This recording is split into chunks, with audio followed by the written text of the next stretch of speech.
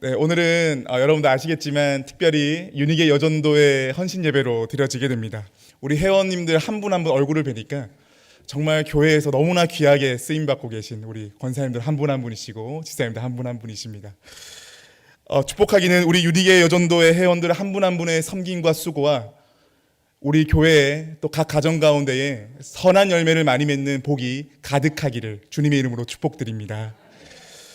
네, 헌신 예배를 이렇게 드리게 되고 또 우리가 하게 되면 우리의 헌신을 돌아보고 또 격려하고 축복하는 건 너무나 중요합니다. 그렇기 때문에 우리가 이 자리에 있는 것이고요. 그렇지만 동시에 놓치지 말아야 할 신앙의 내용도 있습니다. 바로 하나님이 누구신가입니다. 헌신의 자리에 있으면 있을수록 우리가 놓치지 말아야 될 신앙의 진실은 바로 하나님은 누구신가, 하나님은 어떤 분이신가가 될 것 같습니다. 하나님이 누구신지를 놓치면 왜 안 되느냐? 하나님이 누구신지를 놓치게 되면요, 헌신을 하게 되면 신앙이 잘 단련되어 있고 예배 생활도 잘하고 신실하게 섬기는데 이 헌신의 동기가 모호해질 때가 생겨버립니다. 이때 헌신을 하는데 신앙이 깊어지기보다 내 인생이 점점 소진되는 것만 같다라는 생각이 들 때가 많아지지요. 근데 반면에 어떤 사람의 경우에는요, 저분의 헌신을 보니까 저분의 헌신 속에서는 하나님을 사랑하는 게 많이 느껴진다라는 분들이 계시지요. 그리고 이분들은요, 공통점이 내적으로 자유함이 있고 기쁨이 있으면서요, 이 헌신의 능력을 경험하며 살아갑니다. 이 시작점은 두 가지의 예시가 좀 다르지만 시작점은 여기에서부터 시작돼야 됩니다. 바로 하나님이 어떤 분이신가. 이것을 놓치게 될 때 헌신의 자리가 계속해서 하면 할수록 이런 말을 쓰더라고요. 헌신하다가 헌신짝 된다, 이런 말을 쓰는데 그렇게 될 수 있는 가능성이 상당히 높다라는 건 거죠. 이 헌신의 내용이 도대체 누구를 향해 있느냐가 명료하게 정리될 때 우리는 헌신짝이 아니라 새신짝이 된다고 신앙의 원리가 우리에게 말해줍니다. 특별히 오늘 본문 통해서 이 부분을 좀 살펴보고자 하는데요. 누가복음 15장은 우리가 잘 아는 것처럼 세 가지의 비유가 등장합니다. 종이 성경책을 가지고 계신 분은 아마 소제목이 이렇게 나와 있을 텐데, 첫 번째는 잃은 양을 찾는 목자의 비유, 두 번째는 잃은 드라크마를 찾은 여인의 비유, 세 번째는 잃은 아들을 되찾은 아버지 비유, 이렇게 해서 세 개의 비유를 주님께서 말씀하십니다. 비유의 말씀 앞에 우리의 삶을 세울 때에 우리에게 제일 처음 드는 마음은 어떤 마음이죠? 나는 잃어버린 자인가, 그렇지 않은 자인가 라면서 수도 없이 고민을 좀 하게 됩니다. 오늘은요, 그 중에 하나인 이 잃은 양을 찾는 목자의 비유를 통해서 우리가 놓치지 말아야 될 신앙의 중요한 내용, 하나님은 어떤 분이신가, 이거에 한번 주목해 보고자 합니다. 저희 함께 4절 말씀을 함께 읽어볼까요? 4절입니다. 너희 중에 어떤 사람이 양 100마리가 있는데 그 중에 하나를 잃으면 들에 두고 그 잃은 것을 찾아내기까지 찾아다니지 아니하겠느냐. 아멘. 많은 함축적인 의미가 담겨져 있는 구절입니다. 여기에서 어떤 사람이라고 할 때 이 사람은 우리가 너무나 잘 아는 감각처럼 목자를 가리키죠. 이 목자는, 여기에서 목자는 누구를 가리키는 겁니까? 하나님 자신이신 예수님을 가리키고 있죠. 그러면 양은 누구를 의미할까요? 조금씩 입을 벌려주면서 말씀해 주시는데, 우선 목자부터 살펴보면요, 우리는 목자라고 할 때 어떤 이미지 갖고 계세요? 제가 그 초등학교 때, 그러니까 제가 그 고향이 경남 밀양인데 저희 밀양에는 그 리모델링을 하면서 그 유리창에 어떻게 되는 거 보니까 각 유리창마다 블라인드 커튼을 해놨는데 그 커튼을 이렇게 내리면 우리 주님이 지팡이 들고 양들과 함께 있는 그것들로 다 교회 창문마다 그렇게 해놨거든요. 그래서 저는 목자라고 하면 늘 낭만적인 이미지였습니다. 그런데 정말 목자가 이 낭만적인 직업일까? 사실요, 목자는요 당시에 엄청 고생하는 직업입니다. 우리나라처럼 이스라엘이 물이 넉넉하거나 목초지가 많은 게 아니었기 때문에 목자는요, 양들을 데리고 늘 목초지를 찾아서 여기저기 찾아다니면서 발도 많이 아프고 어디로 가야 될까 늘 전전긍긍하는 직업이 바로 이 목자라는 직업입니다. 그리고 맹수가 달려들면 어떻게 해야 됩니까? 양들을 지키기 위해서 가지고 있는 막대기로 이 맹수들을 물리쳐야 됩니다. 그래서 목자들은요, 제대로 된 목자들은 특징이 있습니다. 몸에 다 상처를 지니고 있습니다. 목자인데 상처가 없다. 몸이 우락부락하지만 그 몸에 어떤 상처 흔적도 없다. 안타깝지만 그 사람은 사꾼도 안 될 수도 있다라는 건 거죠. 그렇다면 여러분, 양들을 이렇게 열심히 지키는데 이 양들이 말을 잘 들을까요, 여러분? 이 양들은 이 시각이 안 좋기 때문에 주인을 육안으로 알아보기가 힘이 듭니다. 그래서 자주 목자의 음성을 들어야 되고 그 메시지가 들려야 컨트롤이 가능한 게 양입니다. 당연히 어떨까요? 애를 많이 먹습니다.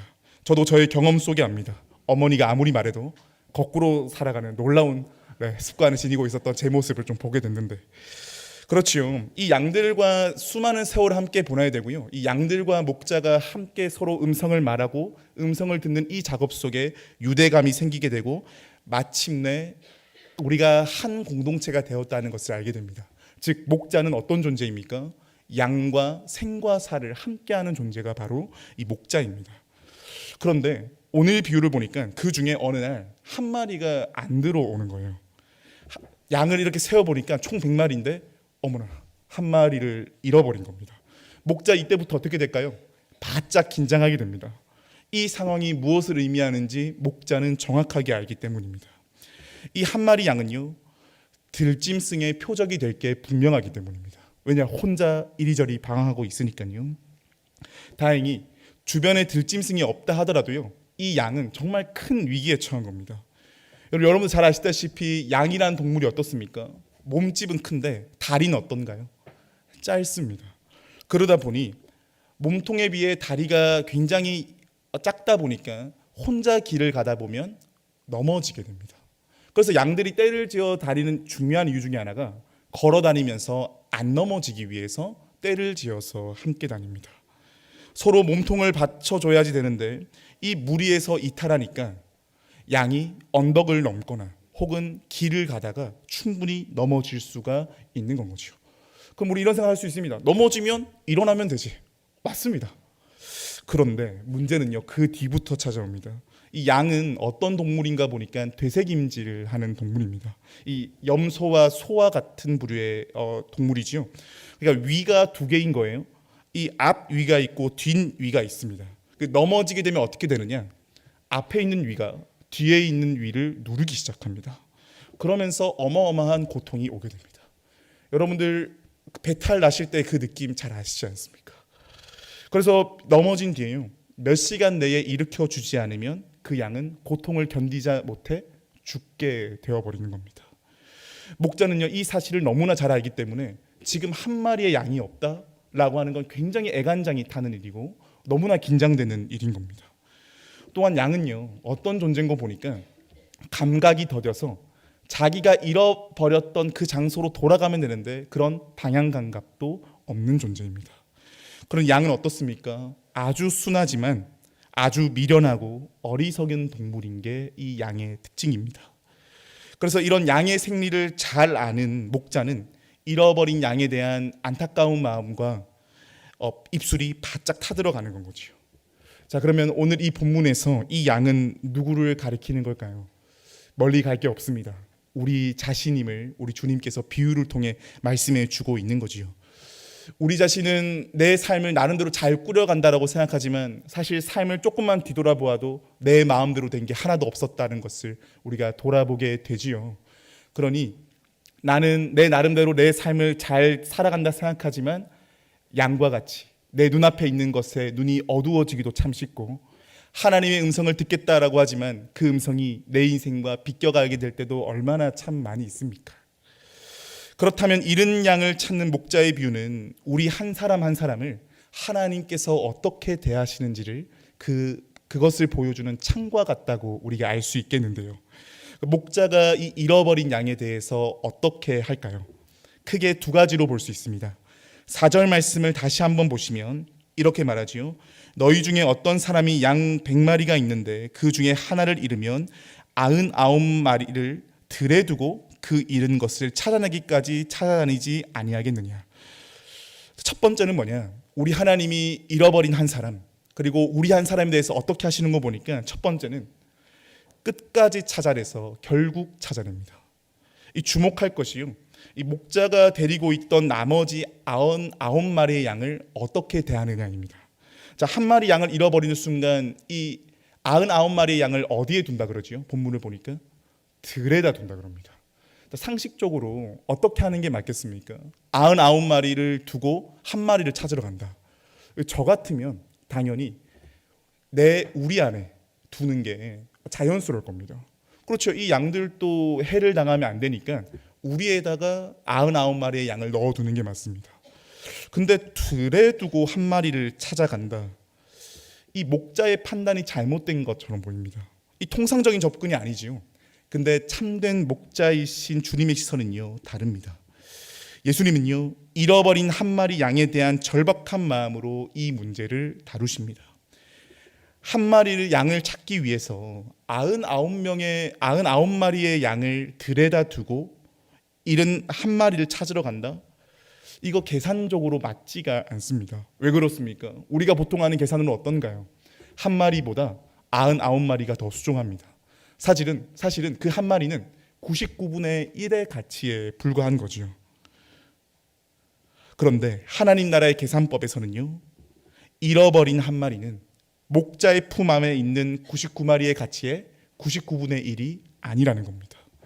한 마리는 99마리를 들에 두고 내달릴 수 있을 만큼 계량적으로 똑같은 무게이고 똑같은 존재감을 가지고 있다라는 거죠. 즉, 한 마리는요, 99마리와 동일한 가치, 비중, 존재감으로 목자 되신 하나님께 다가온다라는 말입니다. 그러니 잃어버린 하나를 위해서 나머지 모두를 포기할 수 있는 것처럼 목자는 행동할 수 있는 건 거죠.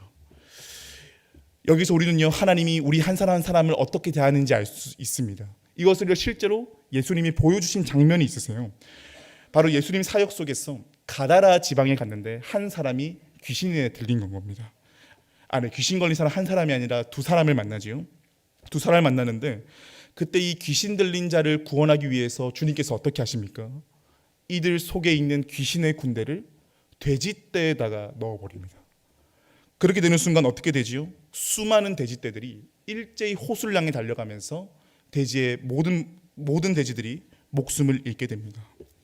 만약 예수님께서 현실 논리에 능하고 경제 논리에 능했다라고 하시면 이렇게 하실 수가 있을까요? 아니죠. 여기서 뭘 알 수 있습니까? 하나님은 한 생명을 천하보다 더 귀히 여기신다라는 것을 우리가 알 수 있습니다. 그래서 우리가 기억을 해야 될 건 한 사람 한 사람이 소중하고 그 사람이 하나님께 전부라는 건 거죠.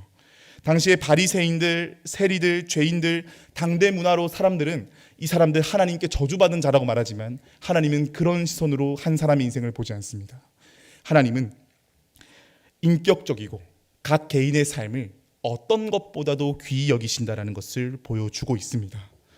자, 그러면 이런 차원에서 하나님이 인간을 구원하셨다는 점을 새롭게 바라봐야 될 필요가 있는데, 우리가 구원을 받았다라고 그럴 때 왜 구원받았다고 말합니까? 예수님의 십자가를 통해 대속의 은혜를 받았다고 말하죠. 우리 신앙인에게 있어서 놓치지 말아야 할 중요한 진리입니다. 근데 여기에서요, 대속이라고 말할 때 너무나 많이 들어왔고 참 감사의 제목이지만 우리가 이것을 그냥 넘어갈 때가 있습니다. 근데 이 대속이라는 말은 그 의미를 정확하게 보니까 대신해서 값을 치른다라는 뜻을 가지고 있습니다. 예수님께서 가르치신 기도에서도 이런 얘기하지요. 우리의 죄를 사하여 주옵시고, 이게 기도 제목에 있죠. 예수님 말하는 기도에 있는데 여기에서 우리의 죄를 사하여 줬다라고 하는 것은 헬라어로 좀 더 정확하게 옮기면 예수님께서 죄값을 치렀다라는 말입니다. 대속의 은혜에 대한 감사가 있지만 이것이 가져다주는 의미를 놓칠 때가 많은데요. 저는요, 개인적으로 축구를 참 좋아합니다. 그래서 사역을 시작하기 전에는 정말로 새벽 늦게까지도 영국에 있는 프리미어 리그를 볼 정도로 열심히 봤던 사람인데, 축구를 그래도 여전히 지금 또 소식들을 듣고 이렇게 하고 있는데요. 겨울과 여름이 되면 어김없이 나오는 소식이 있습니다. 바로 어떤 축구 선수가 어느 팀으로 이적했다, 혹은 어느 팀에 재계약을 했다, 이런 이제 소식이 매일매일 업데이트가 됩니다. 이전에는요, 어떤 선수가 재계약을 하거나 혹은 다른 팀으로 이적을 하게 될 때 얼마나 받았을라나, 물론 지금도 관심이 있습니다. 얼마나 받았을라나 하면서 보면서 야, 이 선수 야, 돈 많이 벌겠네. 이런 생각을 했습니다. 그래서 야, 대단하다 이런 생각을 했는데 여기까지밖에 생각을 못 했었어요. 그런데 선수의 입장에서 이 이적료라는 걸 보게 되니까요, 좀 다르게 다가오더라고요. 선수의 이적료, 선수의 연봉은 이 선수가 이제 부자겠구나 이것만을 의미하는 게 아닙니다. 이 선수가 이 팀에서 얼마만큼 가치가 있는 선수인가를 드러내는 지표입니다. 그래서 이 연봉에 대한 협상이 굉장히 힘들구나라는 것을 한 번 더 보게 됐는데요. 이 대속의 은혜를 이런 관점에서 우리가 좀 새롭게 볼 필요가 있습니다. 상상해 봅시다. 우리가요, 주님의 십자가 사건 이전에 마귀의 노예로 잡혀 있던 자들입니다.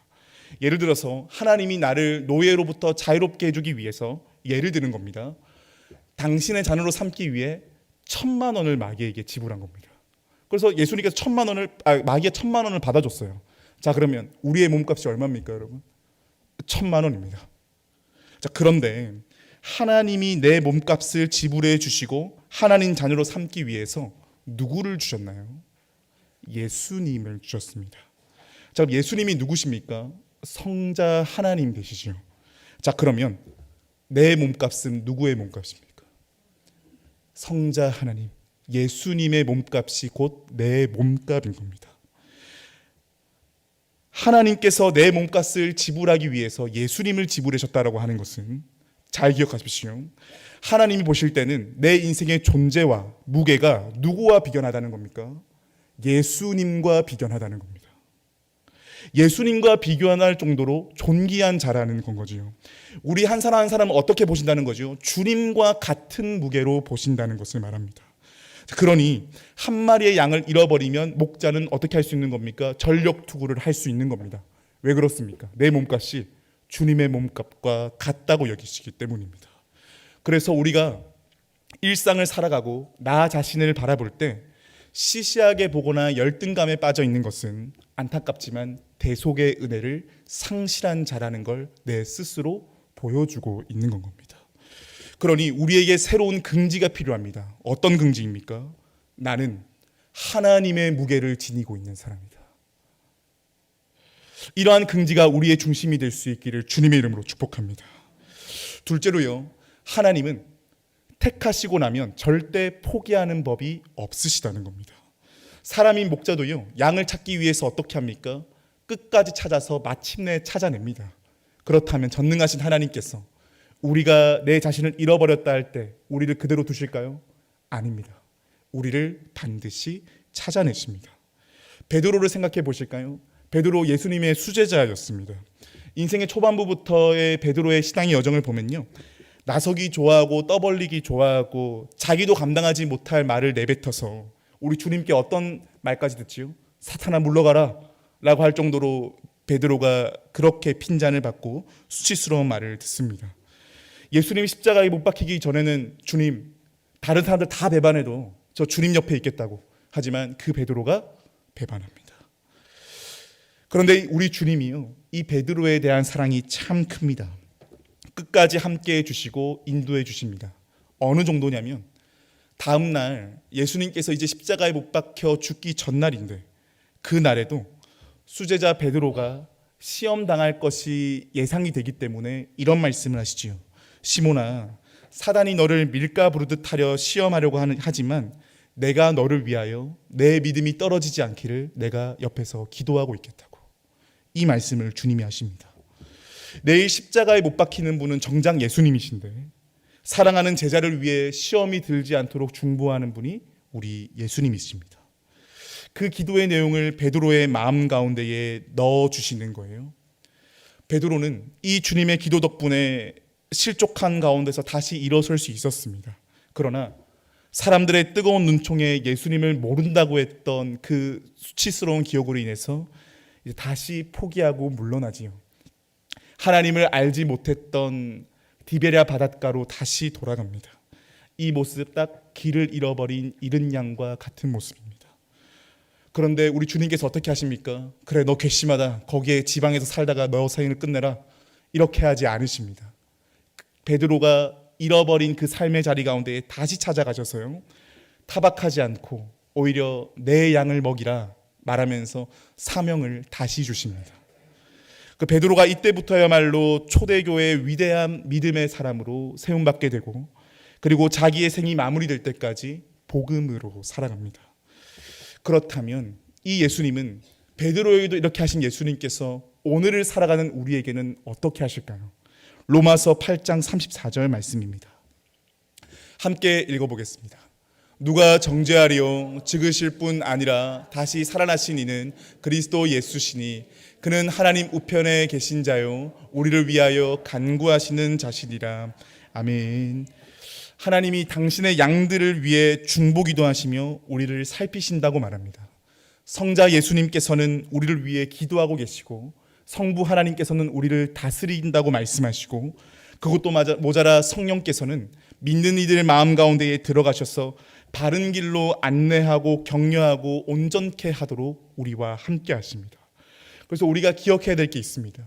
우리의 인생은 어디에 놓여져 있냐? 삼위일체 하나님의 사랑의 삼각편대 속에 우리의 인생이 놓여져 있습니다.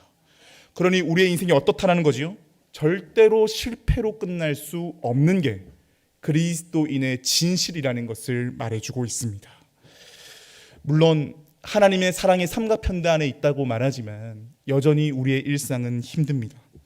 흉흉한 소식들을 많이 접하게 되면 이 땅을 살아가는 게 무슨 소용이 있나라는 생각이 들고요. 거친 세상에 삼켜지는 것만 같아서 내 영혼이 떨리고 무서울 때도 많은 게 우리의 진실입니다. 그러나 믿기를 바랍니다. 우리 모두가 거친 환경 속에 쓰나미처럼 떠내려가도록 우리 주님이 놔두고 계시지 않으십니다. 그 떠내려가고 있는 중이라고 느껴지십니까? 그때 기억하십시오. 하나님께서 반드시 우리를 찾아내셔서 꽉 붙들어 안아 주신다는 겁니다. 이 내용을요, 우리 주님께서 산상수훈에서도 말미 부분에 아주 중요하게 말씀하시는데, 우리 마태복음 6장 26절과 30절 말씀, 조금 길 수 있지만 저희 함께 읽어보겠습니다. 공중의 새를 보라. 심지도 않고 거두지도 않고 창고에 몰아들이지도 아니하되 너희 하늘 아버지께서 기르시나니 너희는 이것들보다 귀하지 아니하냐. 오늘 있다가 내일 아궁이에 던져지는 들풀도 하나님이 이렇게 입히시거든 하물며 너희일까 보냐. 믿음이 작은 자들아. 아멘. 도대체 예수님께서는 무엇을 보고 이런 낭만적인 말을 하신 걸까요? 하나님께서, 우리 예수님께서 하나님을 너무나 잘 아시는 건 거죠. 하나님은 이 세계를 지으셨고 우리를 만드셨기에 그분의 계획과 그분의 일하심은 한 번도 내려놔진 적이 없다. 그러니 주님께서는 본인의 사역을 본격적으로 시작하기 전에 이 중요한 사실을 사람들에게 전파하며 말씀하십니다. 사랑하는 여러분, 아까 서두에서 말씀드린 것처럼 헌신에 있어서 가장 중요한 것은 하나님이 누구신지를 기억하며 나아가는 것인데, 누가복음 15장 말씀을 보니 하나님은 어떤 분이십니까? 하나님은 내 인생의 참 목자이신 하나님이십니다. 우리 그 목자가 어떤 목자십니까? 자신의 생명을 걸 만큼 우리를 귀하게 여기시는 목자이십니다. 어떤 상황에서도 반드시 찾아내시고 끝까지 찾아내시는 목자의 분이 우리 예수 그리스도십니다. 혹시 여러분, 반복되는 아픔과 길어지는 절망의 시간 때문에 나 자신을 바라보는 눈이 시들시들해진 우리의 모습입니까? 나름대로 열심히 살아가고 있는데 손에 잡히는 건 아무것도 없는 것 같아서 삶이 허무하게 느껴지는 우리의 모습인가요? 교회에 와서 예배는 드리고 교제를 나누고 헌신을 하는데 마음 한가운데는 뻥 뚫린 것만 같아서 예배가 쌓여지면 쌓여질수록 기쁨이 넘치기보다는 부담만 올라오는 우리의 모습입니까? 그래서 내 영혼이 실종된 상태라고 느껴지는 우리의 모습인가요? 오늘 이런 정직한 우리의 영혼의 상태 가운데에 오늘의 본문은 우리에게 말해줍니다. 하나님이 누구신지를 기억할 것이며 그 하나님은 내 인생의 참 목자라고 말이죠. 간절히 바라기는 하나님이 나의 목자 되신다는 이 진리를 붙잡는 우리 모두가 될 수 있기를 축복합니다. 로마서 11장 29절 말씀을 보니까 이런 말씀이 있어요. 하나님의 은사와 부르심에는 후회하심이 없다고 말합니다. 여기서 후회하심이 없다, 헬라어로 옮겨보니 포기하심이 없다고 말을 합니다. 이것을 경험한 게 누구의 삶입니까? 바울의 삶이었고, 이것이 경험한 게 모든 교회 역사이고, 이 역사를 경험하고 있는 중에 있는 사람이 우리인 줄 믿습니다. 그렇기에요, 이렇게 우리가 믿음과 결단의 마음을 아멘으로 화답하지만 너무나 내 영혼이 혹한기 같아서 너무나 오래되어서 어떻게 해야 될지 모르겠다는 분들도 계실 줄 압니다. 근데 베드로후서 3장 말씀을 보니까 참 위로가 되는 말씀이 있어요. 하나님 안에서는 첫날이 하루 같고 하루가 첫날 같다라는 겁니다. 즉, 지금 여기에서 새롭게 시작하면 내가 잃어버렸다고 생각하는 그 모든 세월이 보상받고, 보상받는 것을 넘어서 더 크신 하나님의 일하심을 경험하는 자가 된다라는 건 거지요. 그러니 우리가 주님으로부터 벗어났던 잃어버린 첫날은 하나님 안에서 제대로 된 한날을 보내면 내가 이전에 살아왔던 것보다 더 풍성함을 누리게 된다라는 건 겁니다. 이게 어떨 때 가능하다고요? 하나님이 내 삶의 목자이십니다. 이것이 우리의 진실이 될 때 우리의 모든 잃어버린 날들은 모든 소망의 날로 바뀌어질 줄 믿습니다. 그러니 여러분 기억합시다. 내 약함, 내 아픔, 내 상처에 머무르지 맙시다. 목자 되신 주님이 자신의 전부를 거는 사랑이, 끝까지 찾으시고 돌보심이 나를 향하고 있다는 것을 꼭 기억하며 살아가는 우리가 될 수 있기를 소망합니다. 그래서 이 한 주간 살아갈 때요, 실종된 자로 살아가는 게 아니라 하나님의 사랑과 돌보심 속에 발견된 자라고 하는 놀라운 정체성으로 살아가는 저와 여러분들 될 수 있기를 축복합니다. 예배당 문을 열고 나갈 때 기억합시다. 하나님이 내 목자이시니 내게 부족함이 없습니다. 이 고백이 우리의 능력 될 수 있기를 주님의 이름으로 축복드립니다. 함께 기도하겠습니다. 사랑과 은혜가 충만하신 하나님, 누가복음 15장의 말씀을 통해 우리의 삶의 자리 가운데에 하나님이 누구신지를 새롭게 알게 하시니 감사합니다. 하나님, 십자가의 대속의 은혜를 값싼 은혜로 여기는 것이 아니라 하나님 자신을 우리에게 전부 거셨다라는 것을 기억하며 우리의 눈을 새롭게 뜨게 하여 주시옵소서. 내 인생에 대해 절망하고 내 상황에 대해 눈물만 흘리고 있는 우리의 삶이라고 한다면 주님, 그 자리 가운데에 하나님께서 위로로 함께하여 주옵시고, 그 자리 가운데에 내가 너를 살리기 위해 대속의 은혜를 베푸셨다라고 하는 이 놀라운 진리의 사실이 우리의 반석이 되게 하여 주시옵소서. 그래서 주님, 우리의 지난 아픔과 상처의 날들로 인해 허우적거리고 있는 우리의 모습입니까? 하나님 안에서는 첫날이 하루 같고 하루가 첫날 같다고 하셨사오니 주님 안에서의 제대로 된 한날을 보내는 우리의 인생 되게 하여 주시옵소서. 내 생각과 내 상황을 넘어서는 하나님의 놀라운 일하심과 열매의 풍성함을 거둘 수 있는 한 분 한 분의 삶이 될 수 있도록 주님께서 부둥켜 안아주시며 인도하여 주시옵소서. 그래서 이 한 주간 살아갈 때에 실종자로 살아가는 것이 아니라 주님의 사랑과 시선에 발견된 자임을 기억하며 살아가는 우리 모두가 되게 하여 주시옵소서. 나의 목자 되시며 나의 영원한 반석 되시는 우리 주 예수 그리스도의 이름으로 기도드립니다. 아멘.